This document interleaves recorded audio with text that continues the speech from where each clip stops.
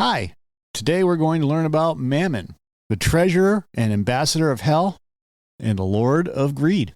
Let's do this. So Mammon is often regarded as the treasurer of hell and an ambassador. Apparently he's the ambassador to England. He holds a unique position of authority and responsibility in the demonic pecking order. The title is not merely for show. It encapsulates his profound connection with wealth and his mastery over material riches within hell's fiery bounds. Mammon is the one who oversees the wealth flowing into and out of the infernal realm, managing transactions that are as dark and complex as the underworld itself. But what does this role tell us about Mammon's character? Well, it suggests that Mammon possesses an astute mind for numbers and investments, and that he values the tangibles, gold and silver and precious gems, far more than the esoteric or the divine. His occupancy as the treasurer signifies a being who is deeply entrenched in the physicalities of wealth, one who finds a sense of security and power in the accumulation of material goods. And that Mammon should emerge as treasurer among demons is fitting, considering his historical and mythological ties to greed and avarice. This role speaks volumes about his priorities and desires, painting him as an entity whose every thought and action centers on the expansion of his vast wealth. So rather than looking above to higher ideals, Mammon's gaze has always been drawn downwards, fixated on the material treasures he so relentlessly seeks to increase. This preoccupation with wealth is symbolic as well.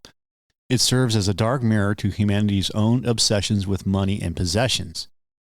In embodying this role, Mammon becomes a cautionary figure that reflects our society's potential to become engrossed in materialism to the detriment of moral and spiritual well-being.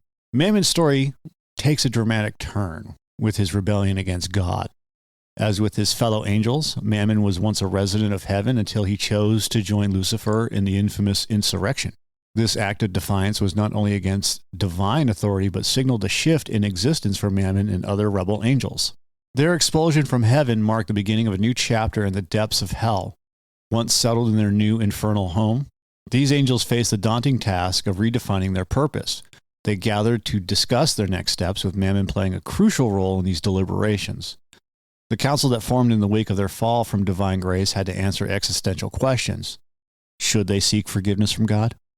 Is there a place for them back in heaven after such a betrayal? Or should they wage war against the Almighty, a fight which they had already lost once?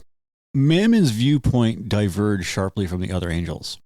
He neither sought reconciliation nor advocated for renewed hostilities. He presented a vision for embracing the darkness of hell, their new domicile, and turning it into a realm of their own, unsullied by the light of heaven. His argument was radical, foregoing the idea of returning to their original state of grace for a future in the shadows, where the fallen could reign over their damnation rather than repent within it. While the story of Mammon's fall from heaven is one of rebellion and consequence, it is also a tale about the search for identity and sovereignty among the damned.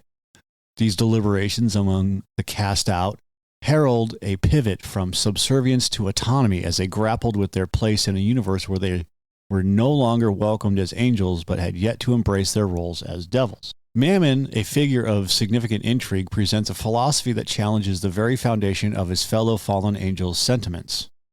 Following their fall from heaven, a crucial debate unfolds. Rather than seeking reconciliation with God or continuing a futile war, Mammon introduces a radical proposition. His ideology is shaped by ambition that diverges from the expected path of revenge or remorse. As the fallen angels gather amidst the infernal landscape, Mammon speaks out, asserting that they should not waste their efforts on longing for lost grace or vainly battling against an omnipotent deity. Instead, he argues for acceptance and sovereignty over their new home, hell itself. Mammon sees opportunity in damnation, envisioning a realm where they could reign supreme, unshackled from the dictates of heaven. His argument is firmly rooted in a desire for independence, suggesting a kingdom forged by their own hands, one where their worth is not determined by mercy or judgment. Mammon's pitch to construct an autarkic dominion is a powerful one. It speaks of self-sufficiency, of finding worth within oneself, and of taking pride in the tangible creations one can achieve. Mammon also stands for more than just material wealth. He embodies a spirit of rebellion. He seeks to transform punishment into power and loss into leadership.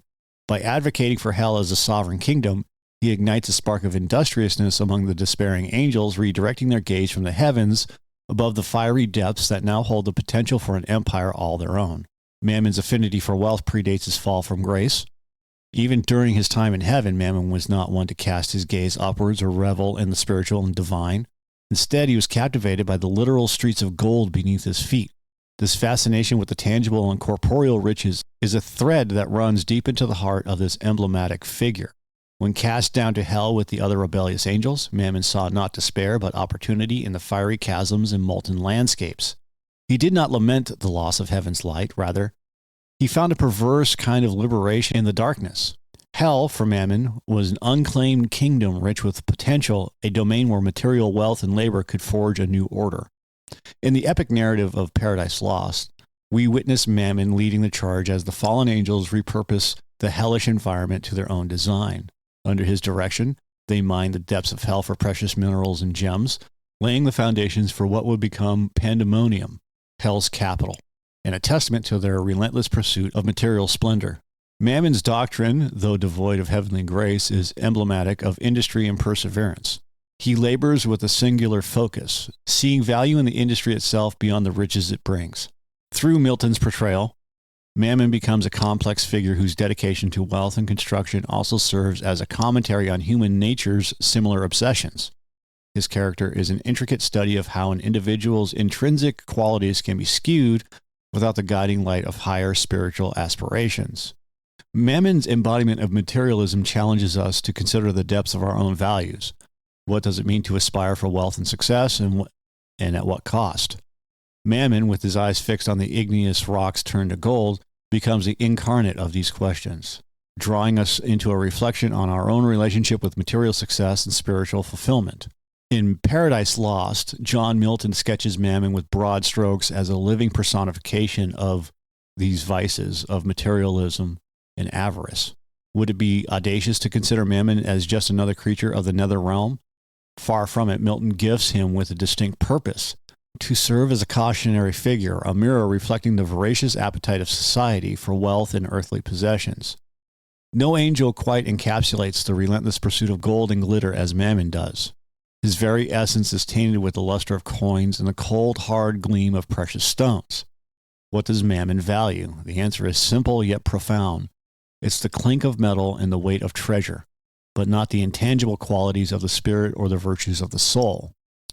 This fallen angel, who preferred to gaze down at heaven's golden pavements rather than upwards towards the divine grace, invites Milton's readers to introspect and ponder, what do we as individuals and a collective truly value? Milton's Mammon doesn't wage war with a sword.